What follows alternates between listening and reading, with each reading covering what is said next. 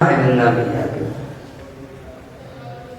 और स्पृष्ट्वा जन्म सतत्व देखने से 100 जन्म की पाप नष्ट होता है। और यदि गंगा का स्पर्श कर लिया स्पृष्ट्वा जन्म सतत्व हजारों जन्म की पापों से वो मुक्त हो जाता है। और स्नात्वा पीत्वा सहस्त्राणि हंति गंगा करो योगे, यदि वो स्नान कर लिया और गंगा जल उन्होंने सेवन कर लिया तब तो महाराज कोई वर्णन ही नहीं कर सकता। अब रहा क्या कि पाप नष्ट की बात करें, अब क्या रहेगा। ये गंगा जी की महिमा है। तो इस दो रूप में भगवान इस धरती में प्रकट हुए, एक जल ब्रह्म और दूसरा दारू ब्रह्म। इस दो रूप में एक ठाकुर जी के एक और भी नाम है जिसको कहते अर्ण ब्रह्म, ये नाम सुने हैं। जगन्नाथ जी के एक नाम है अर्ण ब्रह्म। अर्ण ब्रह्म का मतलब है बहुत चापते महाराज, खूब लेते हैं। हम लोग अगर थोड़ा सा गड़बड़ हो जाए तो पता नहीं डॉक्टर से सलाह लेना पड़ता है, यहाँ जी एसिडिटी हो रही है, ये हो रहा वो हो रहा है, सीने में पेन हो रहा है, वो हो रहा है, पता नहीं क्या हो रहा है। ये दिन भर खाता ही रहता महाराज, कोई तकलीफ ही नहीं होता है, कोई तकलीफ नहीं है।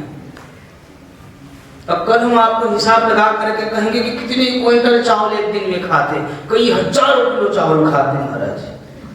तो हिसाब आज जोड़ा नहीं है इसीलिए मैं नहीं कहूंगा। अब ऐसे अंदाजा तो है मन में, परंतु पता नहीं गलत हो जाएगा, फिर ठीक नहीं आसन में बैठ के गलत शब्द का प्रयोग गलत कहते, जो नहीं पता नहीं कहने से। कल हम आपको हिसाब लगा के कहेंगे कितना खाते। तो महाराज जी इस तरह अर्ण ब्रह्म नाम है। ये खाने पीने में बहुत चटोरे हैं जगन्नाथ जी, बहुत खाने पीने में। और वैसे ज्योतिषी विद्या में तो कहा जाता है जिसके पेट में काला तिल होता है तो महाराज जी वो तो अति भोजी होता है, बहुत भोजन प्रिय होता है। तो इनके पेट में काला तिल है, वे तो पूरा ही काला है बिल्कुल। इसीलिए ये बहुत ही मतलब खाने पीने वालों एकदम चकाचक मत कोई दे तो बहुत खुश रहते हैं।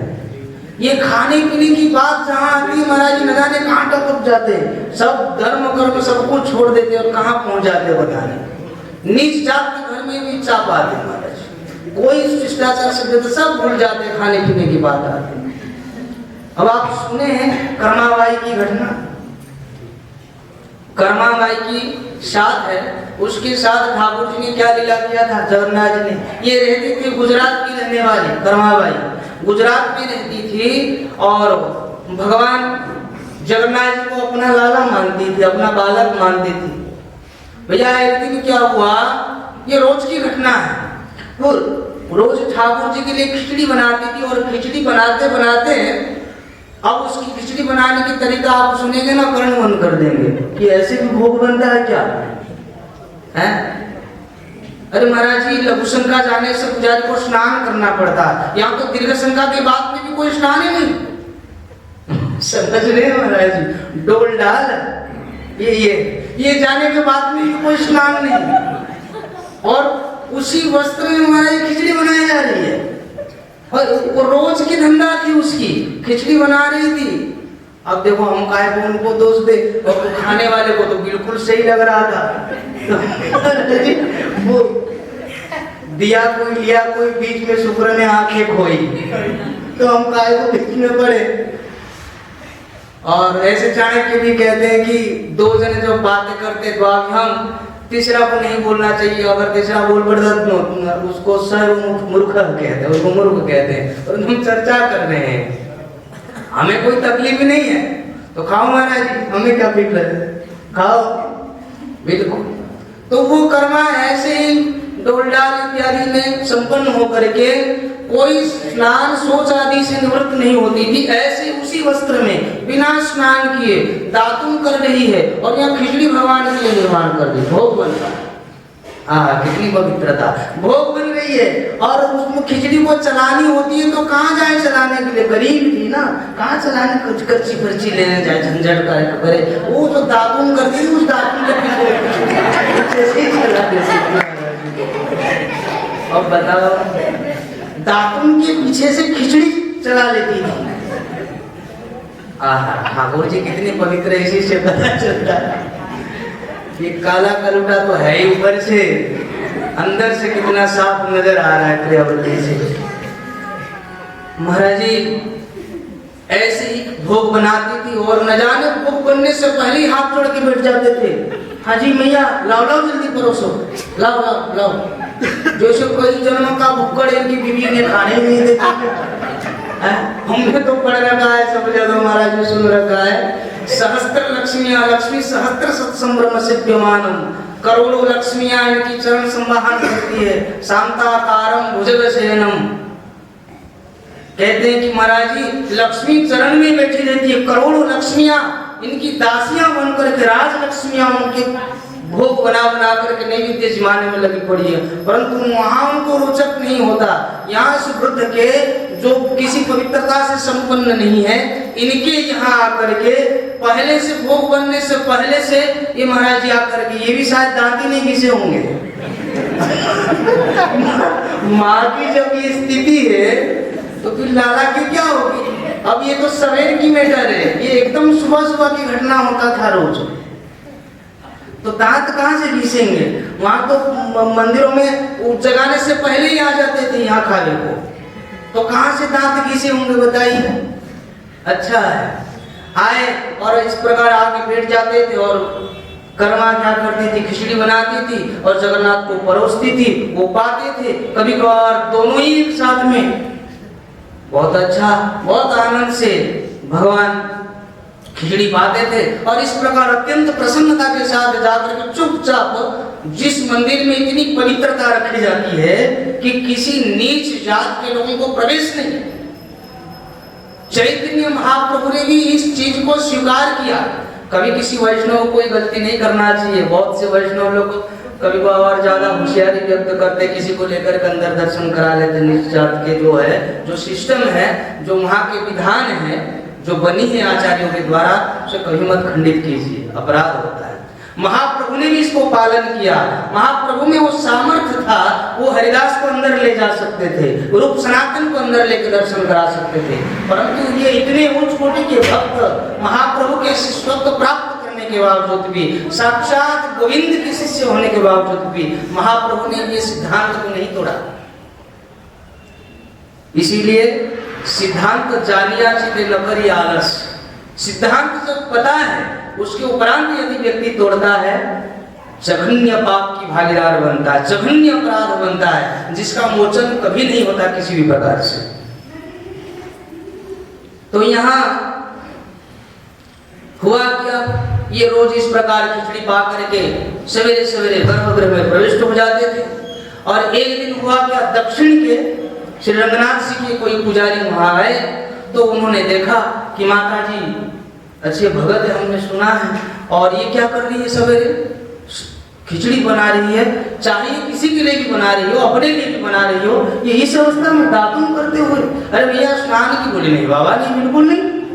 अच्छा, तो वो किसके लिए बना रही हो, अपने लिए? बोले नहीं नहीं, मैं अपने लिए बाद में देखती हूँ, पहले जगन्नाथ जी के लिए। अच्छा, तू दातुन भी कर रही है और स्नान? बोले नहीं, अभी डोल डाल करके आई, स्नान नहीं किया। तो महाराज जी अब उन्होंने कहा कि माता जी मुबारक हो आपको, माता जी ऐसा मत करो बिल्कुल। अरे भगवान परम धाम, परम ब्रह्म, पवित्रम परमम भगवान पुरुषम सत्यो, वो पुराणों के श्लोक, गीता के श्लोक सुनाने लगे महाराज जी। भगवान परम पवित्र है, पवित्र भगवान को इस प्रकार पवित्रता के साथ सेवा, ये कहां से तुमने सीखा? महाराज जी ऐसे उस बेचारे गांव के रहने वाली बुढ़िया को डरा दिया बाबा ने। प्रीचिंग करने वालों भी ऐसे ही होते महाराज, ऐसे ही महाराज जी डरा देंगे, भले उस लेवल में खुद ही ना हो, ऐसे ही प्रीचिंग कर देंगे सामने वालों को, पूरे उसकी जिंदगी उजड़ जाए, पूरे सिस्टम उसका बदल दे। उसके घर में कोई अर्चना पूजा पाठ, भले वो उसी को कर रहा था, उन्होंने ऐसा प्रीचिंग किया, ना राधा कृष्ण के भक्त बना, ना उन देवों के अर्चना रहा उसके पास, सबके सभी छूट गया। ना वो घर का रहा ठीक से गृहस्थ निभा पाया, ना वो आश्रम के किसी निवासी बन पाया। ऐसा कभी को और प्रीचिंग होता हमारा। प्रीचिंग, प्रचार, कोई भी वाक्य किसी भी विद्वान को प्रचार को, इसीलिए स्वामी जी कहते थे बिल्कुल फिलॉसफी के साथ परिचित होने के बावजूद फिर करना चाहिए। जो व्यक्ति जिस धर्म में है, जिस जगह पर है, उसी को वहीं रहने दीजिए, उसको वहां से डिस्टर्ब मत कीजिए। ये हमारे इस गौड़ीय धर्म के सबसे प्रमुख आचार्य ने कहा है, भक्ति विनोद ठाकुर जी। जो जहां पे हो वहीं रहो, स्थान मत बदलो। अगर आप गृहस्थ हो तो गृहस्थ रहिए, भागने की काम मत करो, भगोड़ा में नाम लिखा जाएगा। क्षत्रिय हो, सीने में गोली खाओ, पीछे नहीं। ब्राह्मण हो तो अपना क्रियाकर्मों में बिल्कुल लगे रहो। वैश्य हो अपने नित्य कर्म में लगे रहो। ब्रह्मचारी हो अपने जगह पे रहो। चतुर्थ वर्ण के हो अपने जगह पे रहो। किसी भी आश्रम के, किसी भी वर्ण के हो, अपने अपने जगह पे रहिए, ढंग से भजन कीजिए, वहीं पहले स्थित हो जाइए। और कुछ दिन पता नहीं हम भजन में लगे या नहीं, कुछ ही दिनों में हमारे ऐसा मतलब हम बन जाते हैं, इसको कहते हैं, क्या जानते हैं, बहुत जल्दी जल्दी पेड़ चढ़ना। करेला के पेड़ में कभी चढ़ा नहीं जाता, ध्यान रखिए। हम किसी को डरा नहीं रहे हैं। अगर किसी के पास है इसके विपरीत कोई, तो वो कहे। हम ऐसा कोई शब्द भी नहीं कहते हैं जो शास्त्र सम्मत न हो। करेला के पेड़ में कभी चढ़ा नहीं जाता महाराज। भक्ति एकदम हौले हौले, एकदम आराम से चलने की, इसको तलवार की धार कहते हैं। किसी नोकीले धार वाले कटार के ऊपर आप चल रहे हो तो इतनी जल्दबाजी से मत भागो, कट जाएगा पैर।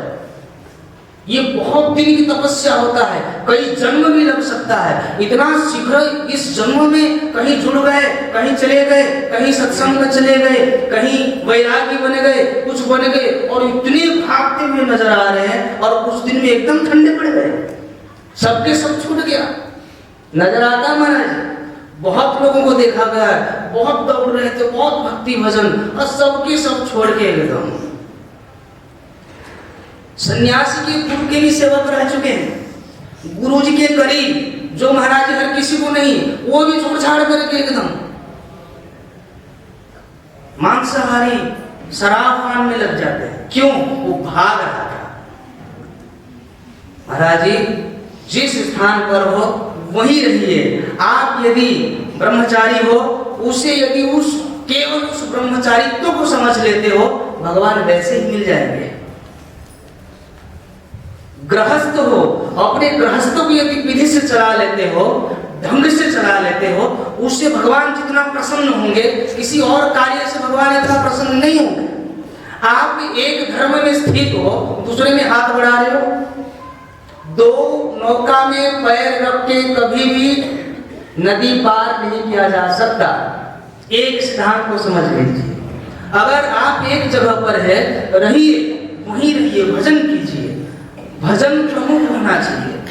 किसी भी वर्ण में, आश्रम में रहो, भजन को प्रमुख बनाओ। और भजन को ये मत समझिए आप आश्रमवासी बन जाएंगे तो भजन श्रेष्ठ करेंगे।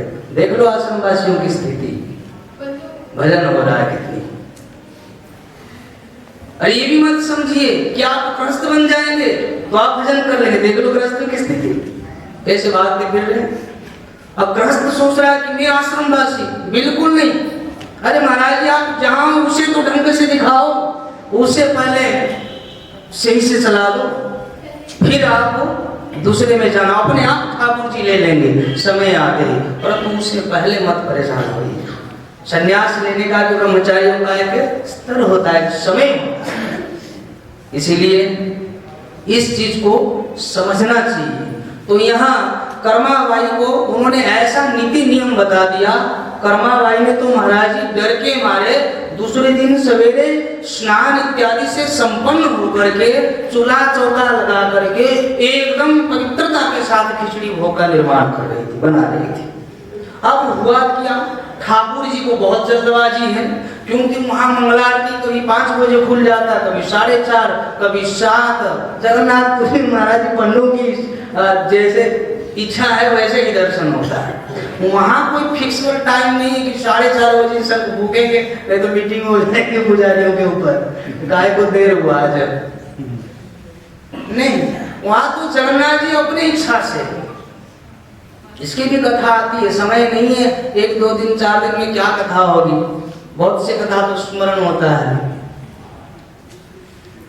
तो ऐसे कर्माबाई को उन्होंने ऐसा नियम थाप दी उनके ऊपर, उस पंडित ने दक्षिण भारत से आया था, बहुत नीति नियम कानून थे, श्री संप्रदाय में तो पता नहीं कितने नियम है, रूल रेगुलेशन।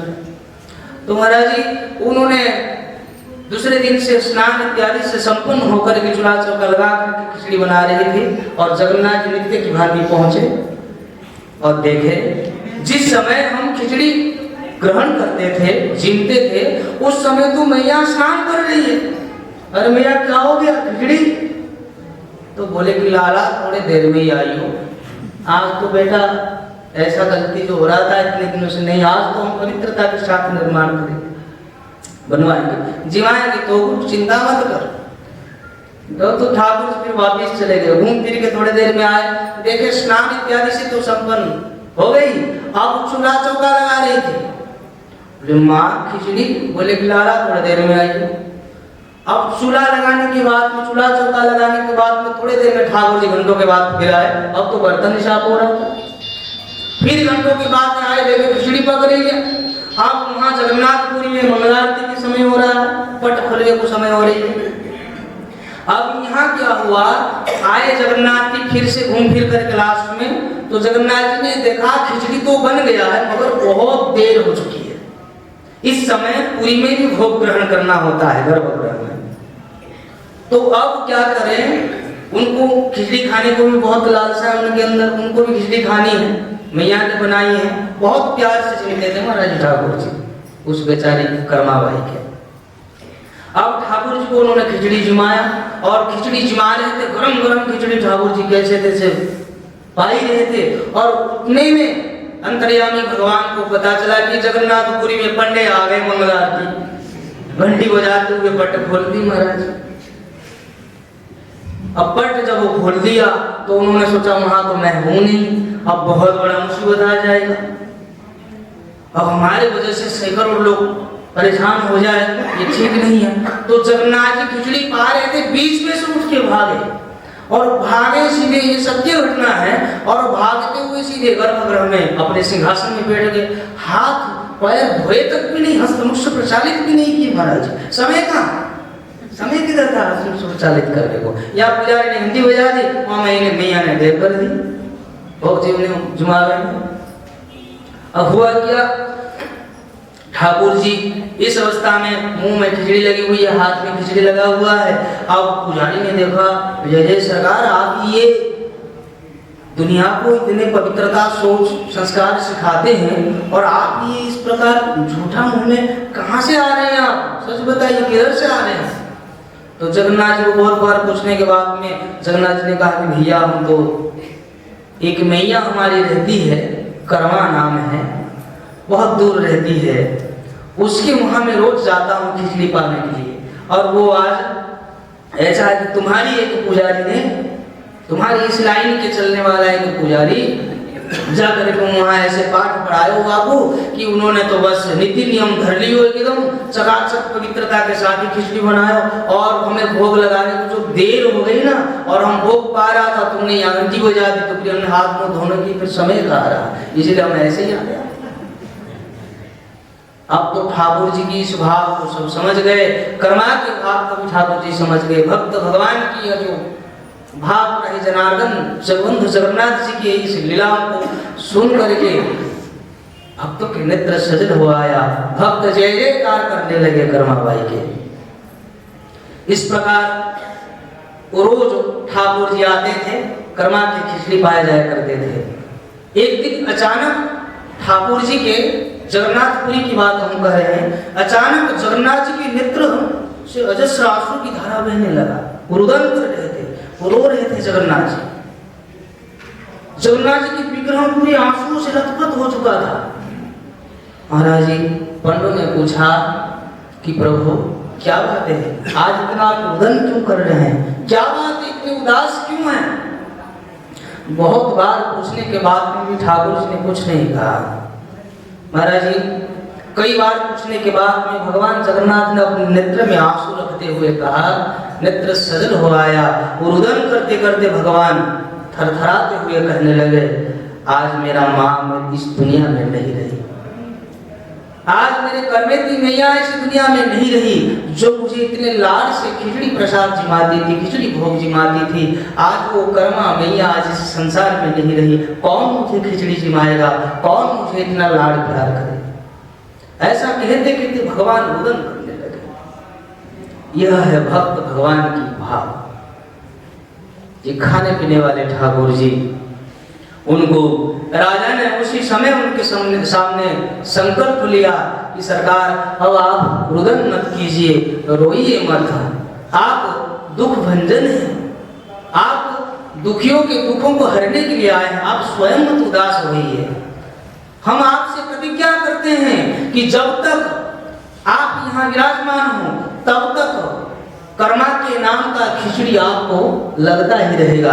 भले कर्मा के जैसा भावना, कर्मा के जैसा समर्पण, कर्मा के जैसा भक्ति हम लोगों के अंतःकरण में नहीं है, ना हो सकता है, परंतु उस कर्मा माई के नाम से आपको नित्य ही उसी तरह का खिचड़ी भोग लगेगा। आप रोइए मत। भगवान सुन सुन करके और रोदन करने लगे।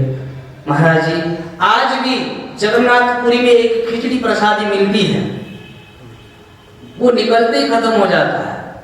हम लोगों ने भी पाया है, वो निकलते ही वो खिचड़ी प्रसाद खत्म हो जाता है, बहुत कम मात्रा में होती है।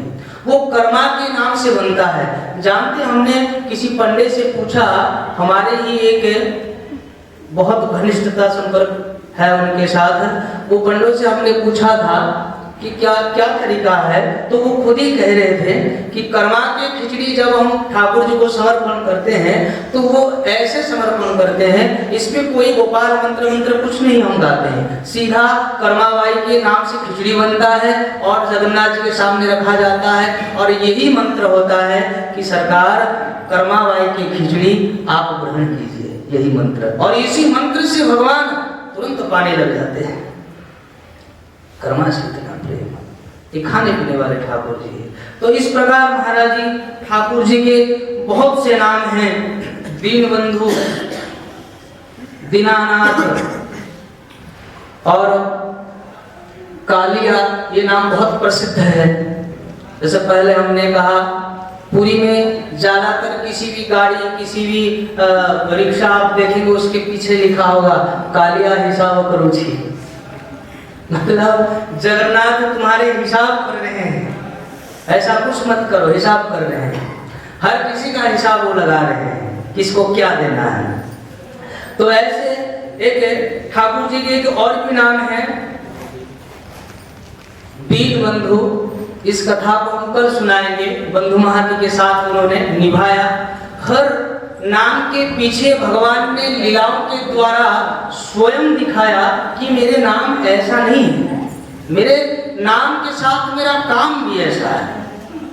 इस संसार में बहुत से लोगों का नाम पता नहीं कैसा कैसा होगा, चिंटू पिंटू टिंटू, कैसे किंटू, क्या क्या रखते, टॉमी स्वामी। अरे महाराज जी, बच्चों के नाम थोड़ा ढंग से रख लो, ये क्या कुत्तों बिल्लियों के नाम धर रखे हो। अरे किस दिन तुम यदि अपने बेटे को बुलाते बुलाते मर गए तो तुम्हारी भजन धरा के धरा रह जाएगा, तुमने तो किसी कुत्ते का नाम पुकारा था, कुतिया बन कर। इसलिए महाराज जी, ये ऐसा मत करो, ढंग से नाम रखो। एक संस्कृत में कथा हमने पढ़ा था, एक मियाँ बीवी थे गृहस्थ दंपति। महाराज जी, पत्नी रोज अपने पति को कोसती रहती थी, उनका नाम था कुरकुची। वो महापुरुष के नाम था कुरकुची, भजन भी करता था महाराज, नाम था कुरकुची। वो पत्नी रोज कहती थी तुम्हारे गुरु जी ने कैसे नाम दिया कुरकुची, कोई ढंग सा नाम नहीं है, अरे जाओ इसको गुरु जी से बदल के आओ, कुरकुची नाम रख रखे हो, ऐसे ही नहीं लग रहा है। महाराज जी वो पत्नी बार बार कह रही थी, तो एक दिन निकले महाराज जी वो नाम बदलने के लिए गुरु जी के पास, और जाते जाते रास्ते में उन्होंने देखा किसी की राम नाम सत्य जा रहा था, अर्थ ही जा रहा था। तो उन्होंने पूछा लोगों से, भाई ये कौन था जो मर गया, क्या है, कौन नाम, किस नाम का व्यक्ति था जो मर गया। तो किसी ने कहा इनका नाम है अमर सिंह। ये अमर सिंह जी मर गए। अच्छा, अमर सिंह मर गए? अमर सिंह नाम और मर कैसे गया? बोले भाई अब ये बकवास करने की समय नहीं है, नाम से क्या है, मर गया बस, मरना ही था, मर गया। तो अमर सिंह मर गए। तो उस विद्वान ब्राह्मण आगे बढ़ता रहा। तो आगे जाकर के उन्होंने देखा एक माता जी किसी के घर में नौकरानी के काम कर रहे, बर्तन मांज रहे हैं। तो उन्होंने पूछा माता जी तुम्हारा नाम क्या? उन्होंने फट्टे से कहा कि मेरे नाम लक्ष्मी है। मेरा नाम लक्ष्मी है। तो उन्होंने कहा अच्छा लक्ष्मी। तो फिर आगे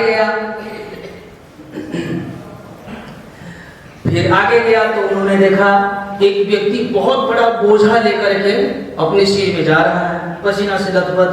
तो उन्होंने पूछा कि भाई तुम्हारा नाम, तुम कौन और इतना भारी भारी बोझा? बोला रोज की हमारा काम है। बोला नाम क्या है आपका? ना कुबेर। उन्होंने देखा और कुबेर भार ढो रहे हैं। लक्ष्मी नाम की इंसान स्त्री किसी के घर में बर्तन मांज रही है, दासी। और अमर सिंह मर गए। तो उन्होंने एक पीपल के वृक्ष के नीचे खड़े होकर कह दिया, ब्राह्मण विद्वान थे, एक श्लोक रचते हुए कहा अमरं च मृतं दृष्ट्वा कुबेरं भारवाहकं लक्ष्मी परगृहे दासी सुखी जीवति कुरुकुची। उन्होंने कहा अमरं च मृतं दृष्ट्वा, भैया मैंने तो देख लिया अमर सिंह जी, गोविंदाय नमो नमः, लक्ष्मी परगृह राशि और कुबेरम खोपड़ी के भारवाहक और सुखी जीवती कुरुकुची। कुरुकुची में ठीक हूँ, मैं तो खुश हूँ, मैं तो सही हूँ अपनी जगह पे। आया और अपने अर्धांगिनी से कहा कि भगवान का नाम गुरु जी ने दिया बहुत बढ़िया है, बस भजन होना चाहिए। परंतु महाराज जी नाम यदि वैष्णव परिवार में आप सब हो, नाम बालकों के भगवान के नाम रखो, गोविंद गोपाल मुरारी, कितने सुंदर सुंदर नाम है, देवी देवों के नाम, उनके नाम रखो। क्या ये टमी टमी बहुत बेकार है, ये सब चीजों से बहुत सतर्क रहना चाहिए। तो ऐसे ठाकुर जी के जितने नाम हैं, हर नाम के पीछे भगवान ने ऐसा लीलाओं को संपन्न किया। ऐसा नहीं है कि ठाकुर जी के खाली नाम ही नाम है, कोई इसके पीछे है ही नहीं। किसी का नाम है कमल लोचन और महाराज जन्म से सूरदास, नाम तो है कमल लोचन। अब एक नंबर अंधे हैं महाराज, या तो चश्मा सोड़े की ग्लास में चढ़ी हुई है, कमल लोचन नाम। किसी का नाम है दयाल और एक नंबर के क्रोधी कामी लोभी। ये नाम अगर है तो जरा ऐसा भी बनने का सोचना चाहिए। तो इसीलिए ठाकुर जी के हर नाम के पीछे भगवान ने लीला के द्वारा जताया है। ऐसी उनके नाम ऐसे किसी नहीं है। तो इन लीलाओं को अगर कहने लग जाए तो बंद हो जाएंगी। हम सोचते कि 5-10 मिनट में जल्द जगन्नाथपुरी की जो महिमा है, जिस जगह पे जगन्नाथपुरी स्थित है अथवा जगन्नाथ जी के उस धाम का क्या महिमा है, इसका चर्चा करते हैं। तो आइए सुनते हैं। जगन्नाथ जी के अलग अलग नाम हैं, कल कुछ और नाम जो रह गया और लीला कल चर्चा करेंगे। जगन्नाथपुरी पूरे 120